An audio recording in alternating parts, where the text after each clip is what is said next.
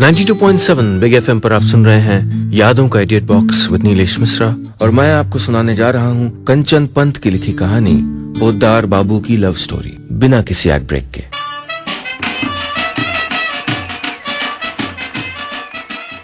पोद्दार बाबू से सिर्फ 3 साल छोटे उनके भतीजे विक्की की बारात निकलने ही वाली थी। विमल बैंड पार्टी ने बैंड बजा बजा के माहौल बनाना शुरू कर दिया था। मोहल्ले के 2-3 आवारा किस्म के लड़के बैंड की धुन पे आड़े तिरछे कमर लचका रहे थे। उधर घर के अंदर दूसरा ही रौला मचा हुआ था। दूल्हे की बहन ढूंढ ढूंढ के थक गई थी, लेकिन उसके लहंगे के साथ की मैचिंग चूड़ियों का डिब्बा न जाने कहां गायब हो गया था। हाय तौबा मचा रखी थी उसने। दूल्हे की माँ जानकी, उनका तो जैसे एक पैर यहाँ है दूसरा वहां, जहां नहीं जाती हैं वहीं काम बिगड़ जाता है। अरे सुबह ही देखो, हलवाई ने गाजर के हलवे में घी का पूरा टिन उड़ेल दिया था, और वो सुशीला पूजा की थाली में पान का फटा हुआ पत्ता रखने वाली थी। वो तो हमने देख लिया, वरना हो जाता ना अपशकुन। कुछ लोग इंतजाम में व्यस्त थे, कुछ व्यस्त दिखने की कोशिश कर रहे थे, और इन सब से अलग हमारे पोद्दार बाबू यानी बेगानी शादी में अब्दुल्ला दीवाना। शादी तो उनके भतीजे की थी, वो भी तो दूर के रिश्ते वाले, लेकिन पोद्दार बाबू भी किसी दूल्हे से कम नहीं समझ रहे थे खुद को। 3 बार प्रेस करवाए हुए जोधपुरी सूट में हरे रंग का पोस्टर लग रहे थे। पोद्दार बाबू ने पूरे जतन से 1 घंटा लगा के हेयर जेल से अपने कंधों तक लंबे बाल सेट किए, परफ्यूम की करीब करीब पूरी शीशी खुद पे उड़ेल डाली और गुलाब का एक फूल शेरवानी की जेब में सजा दिया। 2 घंटे के अथक प्रयास के बाद जब उनको यकीन हो गया कि उन्होंने लीप पोत के अपनी उम्र 3-4 साल घटा ली है, तब जाके अपनी मूंछों पर ताव देते हुए पोद्दार बाबू आईने के सामने से हटे। पोद्दार बाबू की एक ही व्यथा है, जो सोचते हैं वो कभी हो नहीं पाता। पैदा होने से पहले तो सोचने का मौका नहीं मिला, लेकिन जब से पैदा हुए हैं तब से यही सोचते आ रहे हैं कि किसी राजा रजवाड़े के घर में ना सही, किसी नवाब शेख जमींदार के घर ही पैदा हो जाते। चलो पैदा ना हुए, पर उनके मासूम चेहरे पे रीझ के कोई मंत्री संतरी उनको गोद ही ले लेता। अरे कोई सुंदर सुशील गृहकार्य में दक्ष अमीर कन्या उनको अपना वर चुन लेती, या वो खुद ही कोई हीरो वीरो बन जाते। लाख जतन किए मोरे पिया ने, पर ना तो वो हीरो बन पाए, ना किसी रईस व्यापारी को उनको अपना दत्तक पुत्र यानी अडॉप्टेड सन बनाने का सौभाग्य प्राप्त हुआ। झक मार के उनको खुद ही अपनी ट्रैवल एजेंसी शुरू करनी पड़ी। हुनर तो देखिए पोद्दार बाबू में कूट कूट के भरा हुआ है। सिर्फ 35 साल की उम्र में अच्छा भला कारोबार खड़ा कर लिया, पैसा भी कमा लिया, लेकिन भाई पैसा खर्चा करने के लिए घर में कोई होना मतलब होनी भी तो चाहिए ना।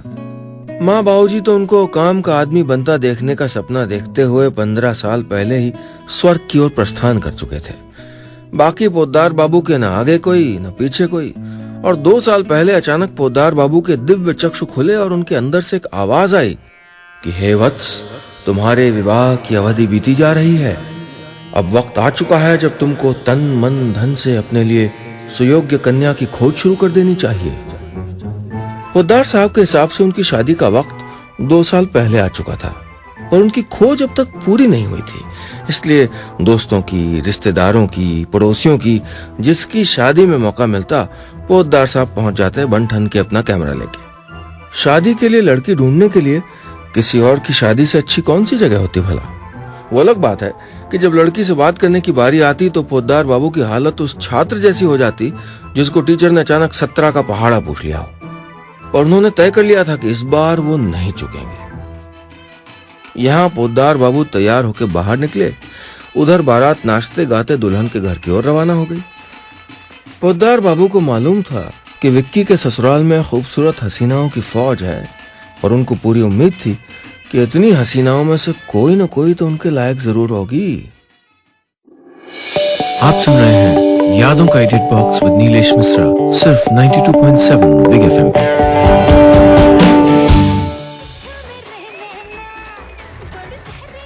दुल्हन के घर पहुंचकर बारातियों की फौज खाने पे टूट पड़ी, पर पोद्दार बाबू की निगाहें और उनका कैमरा घरातियों की भीड़ में उस नगीने को ढूंढ रही थी जिसको भगवान ने सिर्फ उनके लिए बनाया था। दिखाने के लिए कभी कभी वो कैमरे से एक आध फ्लैश चमका देते। हॉल में कई चेहरे टिमटिमा रहे थे, लेकिन चांद अब तक नजर नहीं आया था। जयमाला की रस्म शुरू हुई।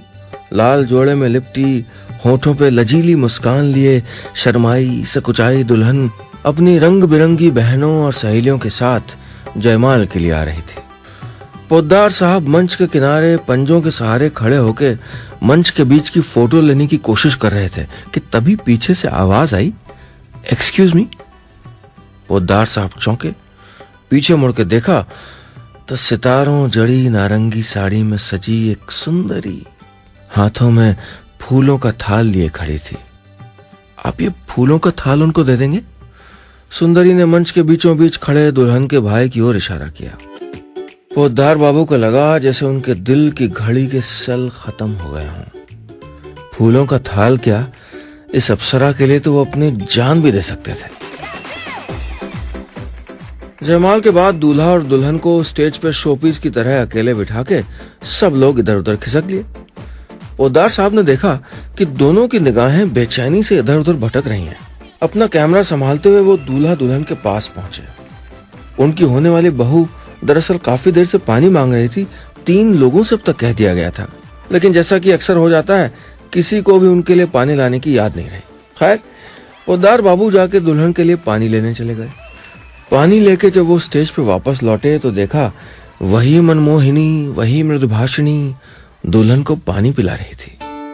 पोद्दार बाबू को पानी का ग्लास हाथ में लिए देख के वो मुस्कुराई और बोली, सॉरी आपको परेशान होना पड़ा, मैं कुछ काम में फंस गई थी इसलिए देरी हो गई। पोद्दार बाबू के दिल का फ्यूज एक बार फिर उड़ गया। सुंदरी ने पानी का खाली गिलास पोद्दार बाबू के हाथ में पकड़ी ट्रे पे रखा और फिर ट्रे उनके हाथ से उठाती हुई बोली, थैंक यू, और मुस्कुराता हुआ एक बाण छोड़ के वहां से चल दी। पोद्दार बाबू का दिल न सिर्फ गार्डन गार्डन हो गया था बल्कि उसमें प्यार के फूल भी खिलाए थे, और उस मधुर भाषिणी के साथ पोद्दार बाबू उस गार्डन में प्यार के ड्यूट सॉन्ग भी गाने लगे थे। फेरों की तैयारियां शुरू हो गई थी, लेकिन पोद्दार बाबू का मन शादी की रस्मों में कहां लग रहा था। उनका मन तो उसी सुंदरी में अटका हुआ था जो एक झलक दिखा के न जाने कहां गायब हो गई थी।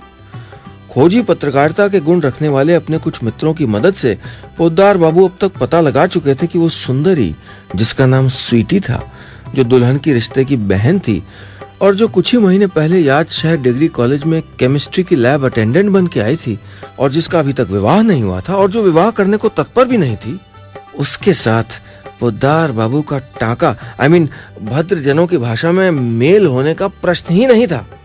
प्रश्न की परवाह पोद्दार बाबू को नहीं थी, उनको बस उत्तर जानने की ख्वाहिश थी और उसके लिए स्वीटी जी से मिलना परम आवश्यक हो चुका था। आप सुन रहे हैं यादों का edit box with Nilesh Mishra, सिर्फ 92.7 बिग एफएम पे।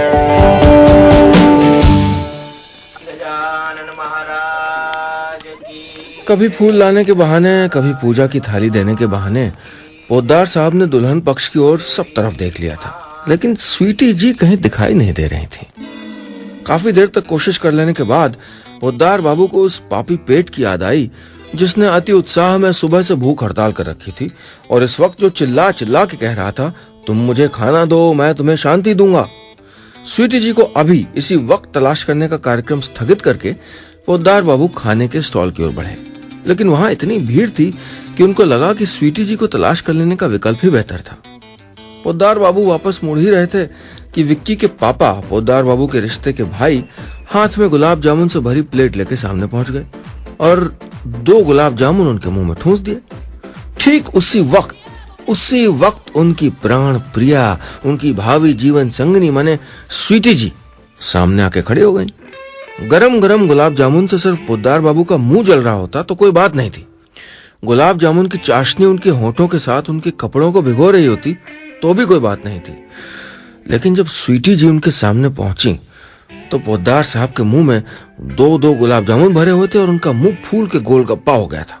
वैसे इसमें उनकी कोई गलती नहीं थी, लेकिन स्वीटी जी को अपनी हालत पे मुंह दबा के हंसते देखा तो पोद्दार साहब की सारी इज्जत जैसे चाशनी में डूब गई। उन्होंने जल्दी से दोनों गुलाब जामुन निगल लेने की कोशिश की, लेकिन छोटा सा गला बेचारा कितना जुल्म सहता। पोद्दार साहब को जोर से खांसी आ गई और खांसते खांसते उनकी आंखों में आंसू भर आए। तब उनकी स्वीटी जी भाग के उनके लिए एक गिलास में पानी ले आई। पानी के बदले पानी, प्यार के बदले प्यार। उस रंगहीन, गंधहीन, स्वादहीन द्रव में जैसे स्वीटी जी का पूरा प्यार घुला हुआ था। कम से कम पोद्दार बाबू को तो ऐसा ही लगा। आप ठीक हैं? स्वीटी जी ने पूछा। पोद्दार बाबू के कानों में वायलिन की धुन बजने लगी। स्वीटी जी के मुंह से निकले प्यार के पहले 3 शब्द, आप ठीक हैं। इन्हीं 3 शब्दों को वो बार बार रिवाइंड करके सुनने लगे। पोद्दार बाबू ने तय कर लिया था कि वो शादी करेंगे तो सिर्फ स्वीटी जी से करेंगे। दुनिया की कोई ताकत अब उनको रोक नहीं सकती।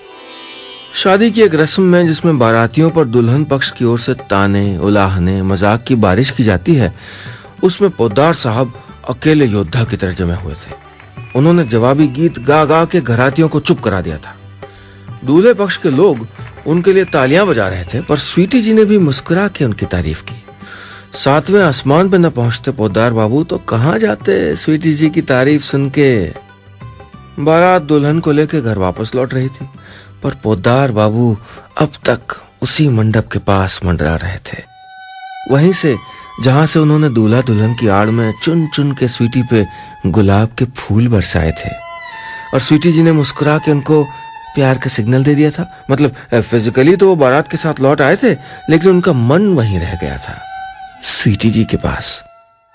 पोद्दार बाबू ने जोश में आके सोच तो लिया था कि वो स्वीटी जी से शादी करेंगे, लेकिन शादी करेंगे कैसे।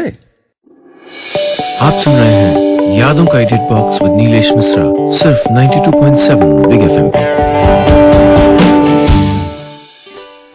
इससे पहले कभी प्यार नहीं किया था पोद्दार बाबू ने, इसलिए जानते नहीं थे कि प्यार का इजहार कैसे करते हैं। तब तक तारनहार मित्रों ने सलाह दी कि उनको अपनी मूछें मुंडवाकर, बाल कटवाकर भगवान शिव की शरण में जाना चाहिए। पोद्दार बाबू को इसमें कोई एतराज भी नहीं था। इससे एक तो वो शिवजी से फेस टू फेस प्रार्थना कर सकते थे कि स्वीटी जी के दिल में उनके लिए प्यार का दिया जला दें। दूसरा, मंदिर के बहाने स्वीटी जी से मुलाकात हो सकती थी।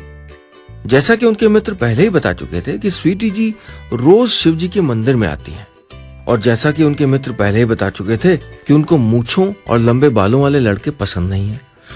तो जो स्वीटी जी को पसंद था, वो रूप धर के पोद्दार बाबू सुबह सुबह शिव मंदिर पहुंच गए। ये अलग बात है कि स्वीटी जी ने उनको इस मुठ मुंडे अवतार में पहचाना नहीं, और पोद्दार बाबू को अपना इंट्रोडक्शन फिर से करवाना पड़ा। जी मैं पोद्दार बाबू, वो शादी में मिले थे, सुभाष जी का भाई, विक्की का चाचा। पोद्दार बाबू अपने इंट्रोडक्शन में करीब करीब सारे रिश्तेदारों का नाम ले चुके थे, लेकिन स्वीटी जी ने उनको पहचाना नहीं। आपकी चचेरी बहन का चचेरा ससुर, कहते कहते पोद्दार बाबू की आवाज बुझने लगी। ओ मिस्टर फोटोग्राफर, लेकिन ये क्या हुलिया बना लिया आपने? अच्छे तो लगते थे आप मूछ में, कटवा क्यों ली? स्वीटी जी ने पूछा। अब क्या बताऊं क्यों कटवा ली?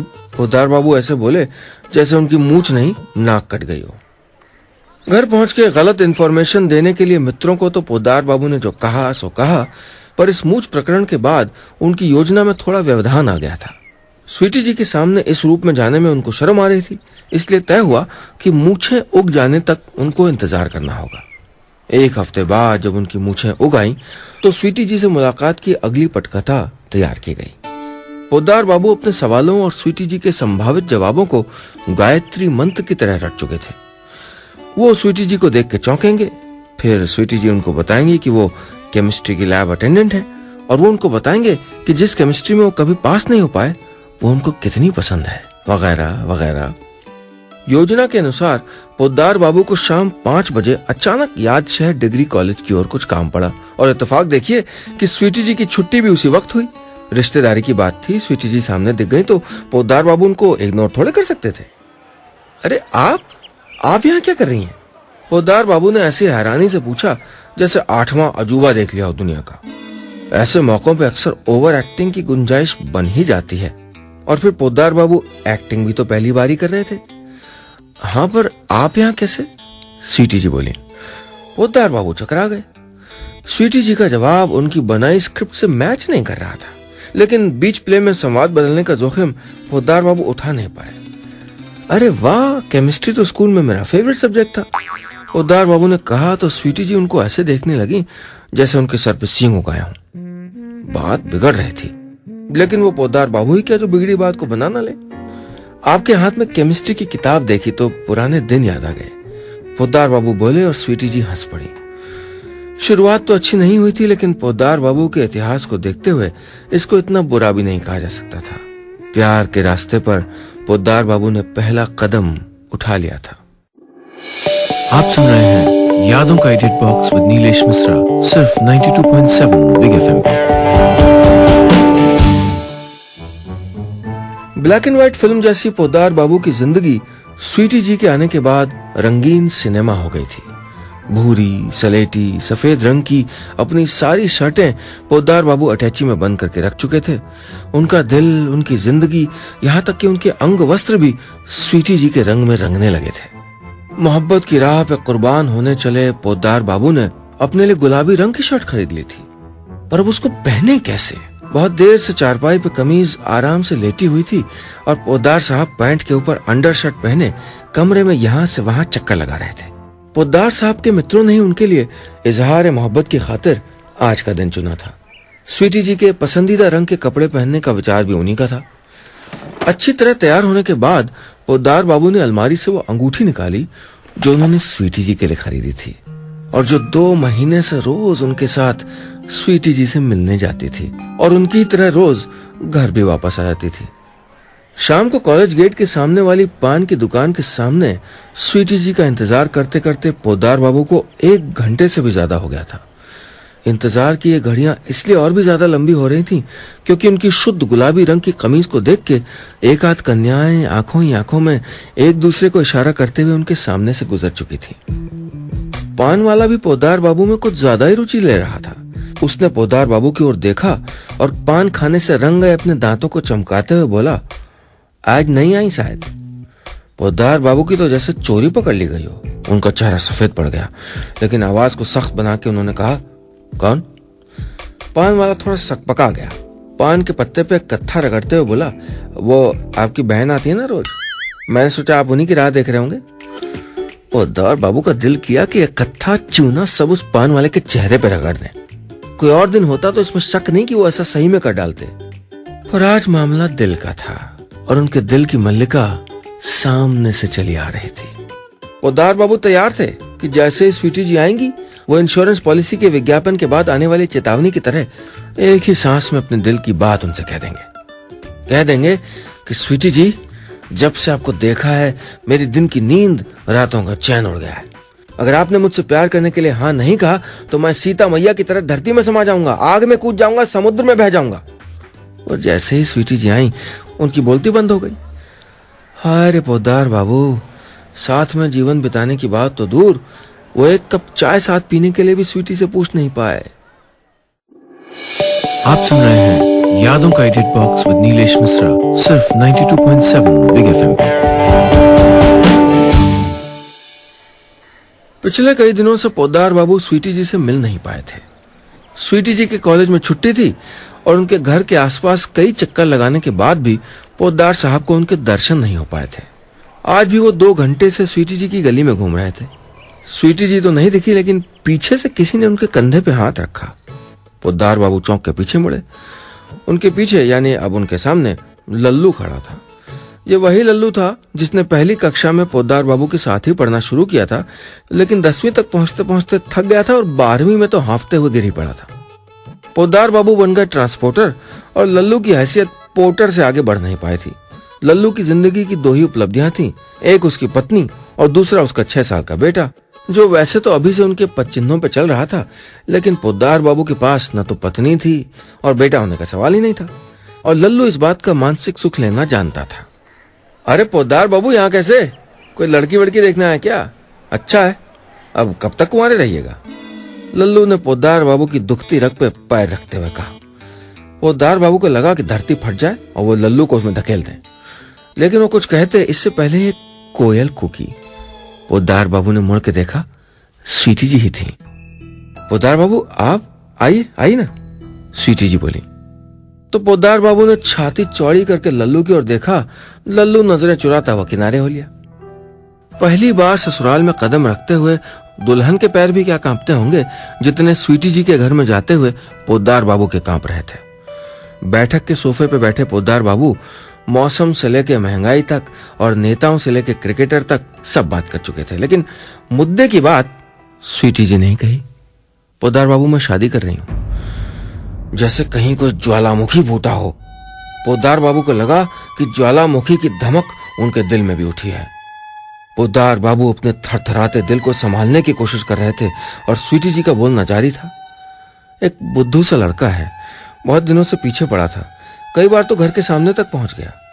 स्वीटी जी ने कॉफी के मग में चम्मच हिलाते हुए कहा। फिर एक पल रुक के बोली, वैसे मैंने आपको भी कई बार अपनी गली में घूमते देखा है। यूं तो यह खुशी की अधिकता थी या समझ की कमी, कुछ कंफ्यूजी आते हुए, सर खुजाते हुए पोद्दार बाबू अब भी स्वीटी की ओर ही देख रहे थे। स्वीटी जी ने अपना बायां हाथ आगे बढ़ाया और बनावटी गुस्से में बोली, इतने महीनों से मेरी जो अंगूठी अपनी जेब में लिए घूम रहे हैं, अब तो पहना दीजिए, या वो भी मैं ही करूं। बस इतनी सी थी कहानी।